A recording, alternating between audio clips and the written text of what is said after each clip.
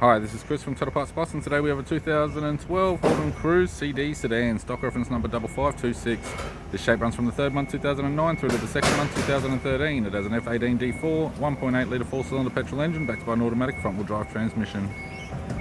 F18D4 1.8 litre 4-cylinder petrol engine with radiator grille, right-hand headlight, front bumper cover, left-hand headlight, left front 16-inch steel rim with a good tyre. Bonnet appears to have no damage. Left power door mirror has a faded base. Left front door has one small dent. Left rear door has no damage. Left rear 16-inch steel rim with a good tyre. We have the left hand tail light, left boot lid garnish, tidy rear bumper cover. Boot lid appears to have no damage. Right hand boot lid garnish, right hand tail light. Right rear 16-inch steel rim with a good tyre. Both right hand doors and guard all appear to have no damage. Right power door mirror also has a faded base and a right front 16-inch steel rim with a good tyre.